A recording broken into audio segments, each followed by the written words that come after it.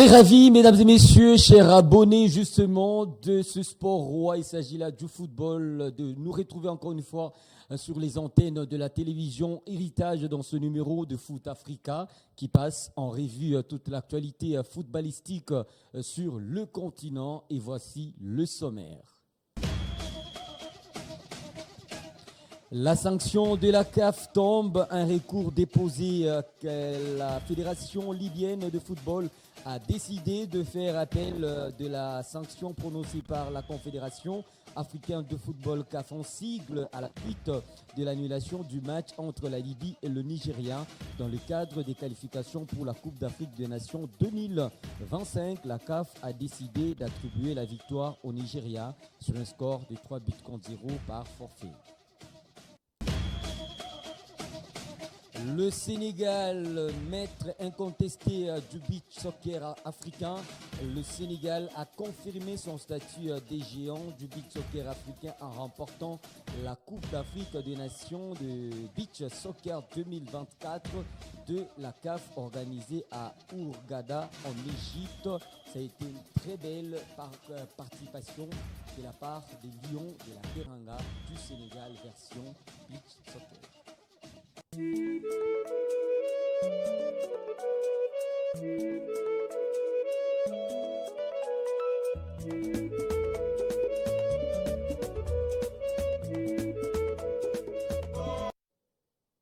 Ah oui, nous ouvrons ce magazine de Foot Africa avec cette actualité du côté de la Confédération africaine de football. En illustration, la sanction de la CAF tombe, un recours déposé. La Fédération libyenne de football a décidé de faire appel de la sanction prononcée par la Confédération africaine de football CAF en sigle à la suite de l'annulation du match entre la Libye et le Nigeria dans le cadre de qualification pour la Coupe d'Afrique des Nations 2025. Et la CAF a décidé d'attribuer la victoire au Nigeria sur un score de 3 buts contre 0 par forfait, tout en infligeant une amende de $50,000 à la Fédération libyenne de football.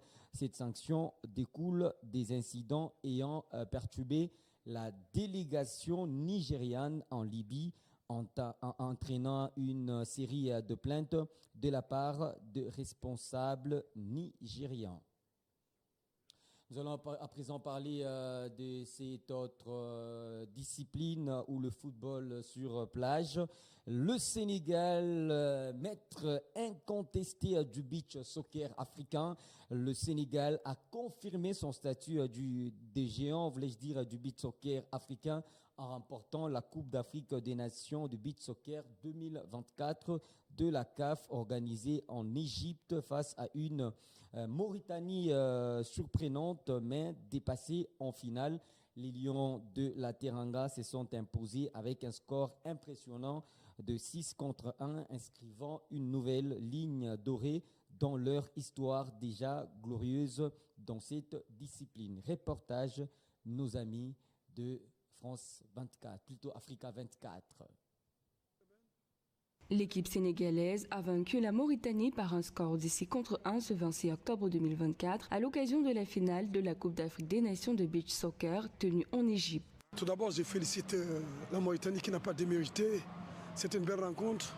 Battu par la Mauritanie lors de son premier match sur un score de 5-1, le Sénégal a pu reprendre sa revanche lors de ce derby ouest-africain.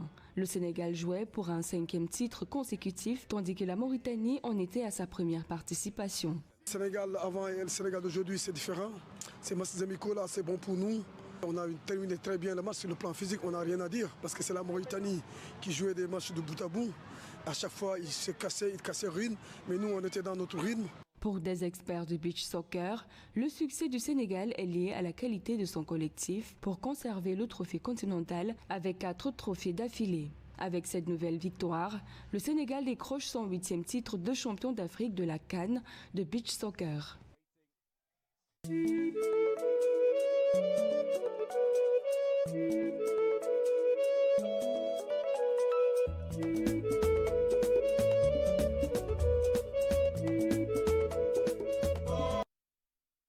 On On démarre avec la Coupe d'Afrique des Nations, mesdames et messieurs, dans cette rubrique 4 ligues, la Coupe d'Afrique des Nations de dames où la RDC se prépare pour cette compétition continentale. Et le week-end dernier, la République démocratique du Congo, version dames, était devant la formation ougandaise en amical à Kinshasa au stade des Martyrs de la Pentecôte. Le score de cette explication, 2 buts contre 1. La RDC s'est inclinée devant l'Ouganda. Je vous prie de regarder ces résumés en toute image. Dégagé. On va jouer avec Zoli Kabousingue. C'est au milieu du terrain. Récupération peut-être, non?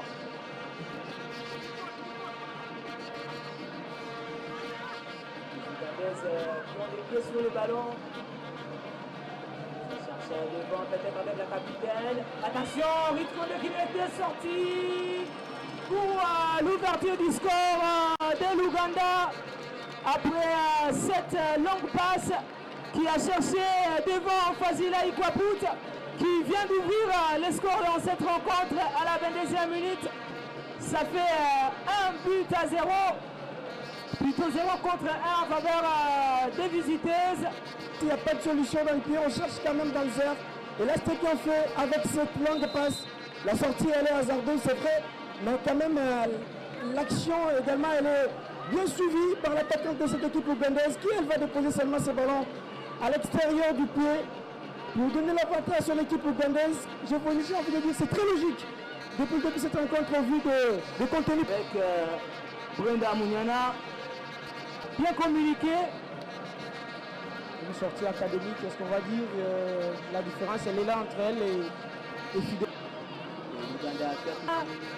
Et Kabakaba peut-être qui est parti pour ses contres. Kabakaba encore, qui cherche Maweke. Maweke pour nous, l'égalisation. La passe de Naomi Kabakaba. Et la frappe de Flavine Maweke, je le disais, qui cherchait à trouver une solution pour les Léopards. Et elle qui signe son retour dans cette sélection nationale. Si possible, la récupération de Kabakaba, elle est très haute, la passe également. Au bon moment, dans le bon tempo, cette frappe est déposée au deuxième poteau, au fond de filet, dans le soupirail, j'ai envie de dire, pour Flavine Maweke qui a cherché bien sûr ce deuxième poteau. Ça va te fêter, mais ce retour quand même marque caractère. Est-ce que ça voit un message? Cette frappe est spontanée. Ça envoie un message bien sûr à ses coéquipiers, bien sûr à ses camarades, à cette titulaire peut-être qui n'a pas commencé le match.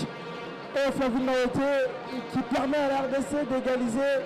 Le sourire également, comme on n'a pas identifié, on n'a pas bien sûr incrusté Flavine. Et une deuxième mi-temps aussi, les deux buts. C'est vrai qu'ils étaient en difficulté avec bien sûr les jeux imposés par le Léopard en deuxième mi-temps, mais ils ont eu quand même la possibilité à réussir à s'en sortir par des transitions comme ce qui était récemment. Naziri qui était descendu un peu plus bas pour récupérer, permettre à l'Ouganda de partir encore.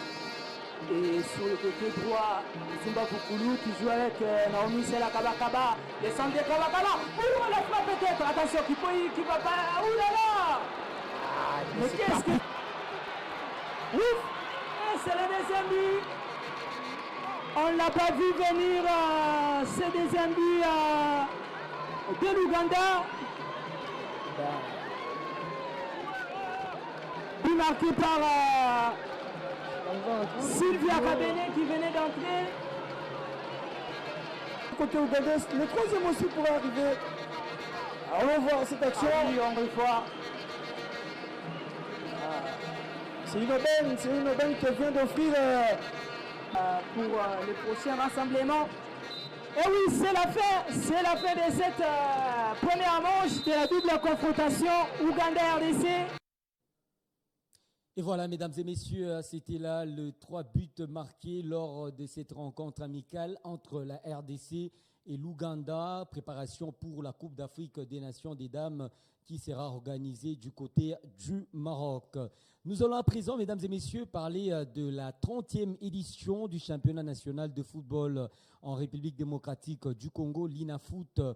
En sigle, on joue pour le compte de la phase classique. Nous sommes là Dans le groupe B, où l'AS Magny-Maignan a eu raison de l'AS Vita Club, 3 buts contre 1 au stade Joseph Kabila Kabange de Kindu le 26 octobre dernier. Les unionistes se sont montrés très percutants face à une équipe vert et noir excessivement défensive qui a bel et bien remporté cette explication, le protégé justement de Papi Ekimoto. Voici ici le reportage de ce match qui porte la signature de Joël Banewa. Ce samedi 26 octobre 2024 à Kindu, Magny-Maignan s'est fait respecter en remportant le derby des Verts et Noirs face à l'AS Vita Club de Kinshasa. Les unionistes ont dominé les Dauphins Noirs avec un score à l'arrivée de 3-1 lors de la 4e journée de la Ligue 1, levant ainsi les doutes sur leur bonne forme de la saison après les 2 récents matchs nuls à Kinshasa. Dans un match très disputé de le coup d'envoi, le score quant à lui est resté de 0 buts partout en première période. C'est finalement au retour des vestiaires que Vita Club a pris le devant avec un but inscrit par Afane Djambé dès la 46e minute, portant le score à 1-0 en faveur des visiteurs.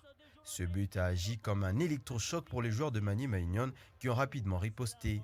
Ordi Simete a égalisé après un service précis d'Ajeba Siala. La pression des Kindu a ensuite payé avec Rachidi Moussinga qui a trouvé la faille à la 71e minute de jeu, poussant le score à 2-1 en faveur des locaux. Il sera suivi par Balako, tous les deux servis par un James Kindamboma très inspiré lors de ce derby. Ces 2 buts ont scellé la victoire des unionistes qui ont tout de même su résister aux dernières tentatives de Vita Club.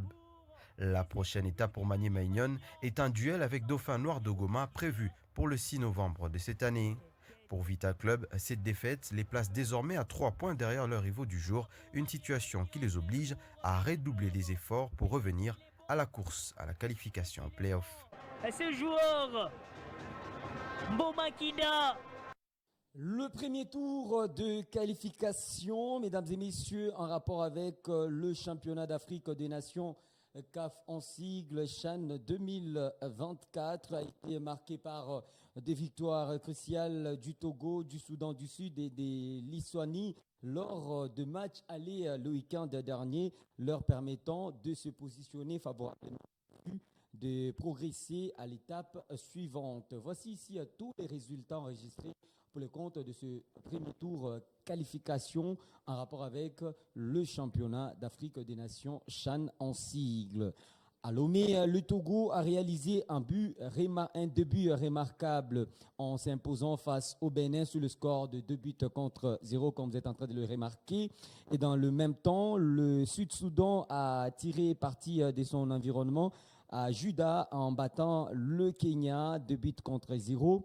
Et Lituanie a remporté une victoire éclatante de 3-0 en déplacement contre le Zimbabwe. Et Djibouti a battu le Rwanda 1-0. Sécurisant un léger avantage à défendre à Kigali. Et le Soudan a réussi à s'imposer face à la Tanzanie avec un score d'1-0 à Nouakchott. Et enfin, lors des matchs très disputés, le Libéria a triomphé de la Sierra Leone sur le score de 2-1 à Freetown. À marge des éliminatoires du championnat d'Afrique des Nations, CHAN en sigle 2025, les sélectionnaires nationaux des Léopards A-Prime a convoqué 36 joueurs pour un stage de préparation avant de passer à la phase finale prévue en février 2025 en Tanzanie, en Ouganda et au Kenya. Les Léopards vont croiser le Tchad le 22 et le 27 décembre de l'année en cours. Le match aller est prévu au Tchad et la manche retour à Kinshasa. Jean-Claude Sefou nous présente encore une fois cette liste de 36 joueurs présélectionnés pour ces stages de Léopards A-Prime de la RDC. Le sélectionneur des Léopards A-Prime, Otis Ngoma, a dévoilé une liste de 36 joueurs présélectionnés pour participer à un premier stage de préparation à Kinshasa du au 9 novembre prochain, en prélude des éliminatoires du 8e championnat d'Afrique des Nations CHAN 2024, mais qui va se jouer en 2025 dans 3 pays de l'Afrique de l'Est, l'Ouganda, le Kenya ainsi que la Tanzanie. Il s'agit d'une première mouture élargie et très ouverte, avec la présence de joueurs qui jouent déjà l'entame de l'édition 30 de la Ligue nationale de football. Otis Ngoma embarque pour ses stages 4 gardiens. Et si Siadi Badio garde de manière surprenante sa place chez les A', alors qu'il a perdu celle des seniors, et même la place des titulaires avec les tout-puissants Glebert Mazembe. Le note l'arrivée très remarquée de Kasso Tankier, gardien de but de l'AS Malolé de Kananga, un premier en Ligue nationale de football qui promet dans cette édition. Il y a aussi la résurrection de Jackson Lunanga avec l'OC Renaissance, mais également Bridel et Fongue de Maniema Maignon qui paie sa bonne facture avec l'équipe de Kindu. Maniema Maignon de Kindu d'ailleurs, fort de son ossature locale et de sa qualification en phase des poules de la Ligue des champions de la CAF, a envoyé un fort contingent, car l'équipe de Papi Kimoto aligne 8 joueurs, dont les défenseurs Lupini Ndombele, le milieu Onoya Basiala et l'avant-centre Jefte Kitambala entre autres. Zemanga Sosé, Tambwe Kalonji, Ngimbi Marseille et les phénomènes Oscar Kabouti Tepe Mazembe sont de la partie. Papi Koukeleya, Liz Tumbanyembo, la sensation de ce début de la Ligue nationale de football, ou encore Kazema Basso représente le FC Saint-Éloi Lupopo. Jonathan Ikangalombo et Kevin Mankoko de l'AS Vita Club, alors que dans Clémotema Pembe compte Isaac Wilangi. La bonne nouvelle pour cette fois et dans cette convocation est que le club jugé petit aura la chance d'envoyer certains de ses ambassadeurs en équipe nationale à prime. FC Les Aigles du Congo aura par exemple, sans surprise, Ibrahim Matobo, le jeune crack, et Kayembe Mujanaï. Don Bosco aura Mwanda Zambi, Enoch Munga du FC Tanganyika, Mungo Bazito de l'OC Renaissance, Christivi Bioko du FC Céleste, la sensation des Léopards Ivante, Tony Talassi des Anges Verts, et Mpueto Kanyembo des Groupes Bazano feront également de la partie. La République démocratique du Congo aura sur son chemin les Sao du Tchad avant de composter leur ticket pour la phase finale du Chan. Rappelons que les Léopards restent sur une participation humiliante en 2023 en Algérie, avec une élimination dès le premier tour.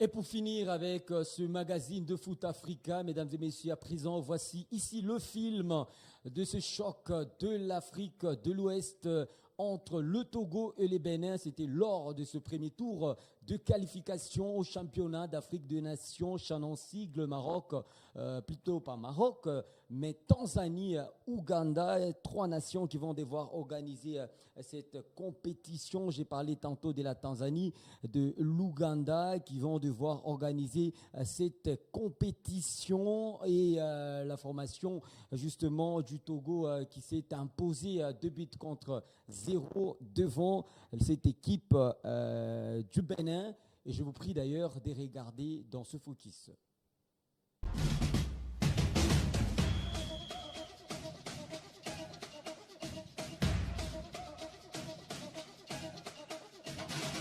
Kimito to areke a minyawe ne bori gba o egbe to a cha mi la ruji.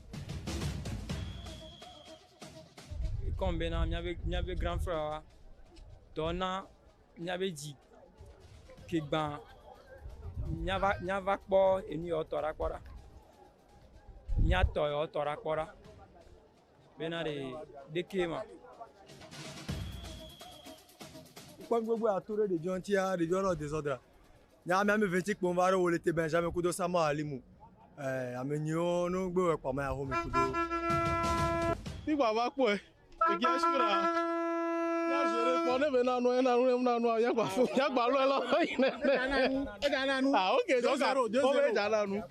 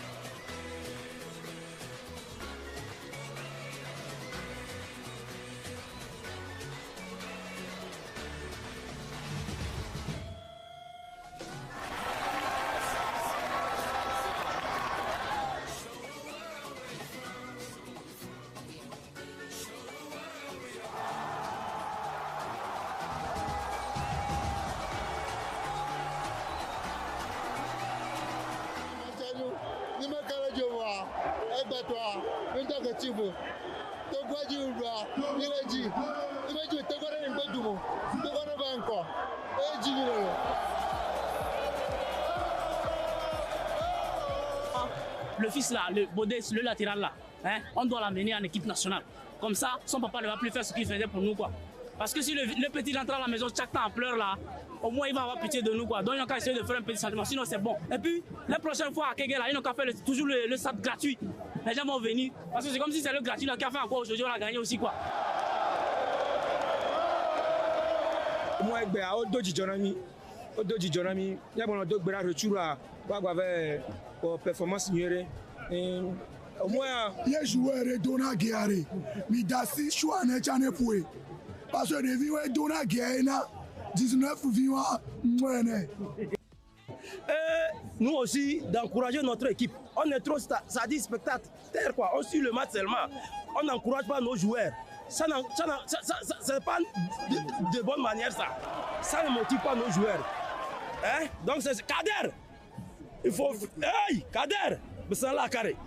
Kader, combien la signe blana? On a le changement à Rassam.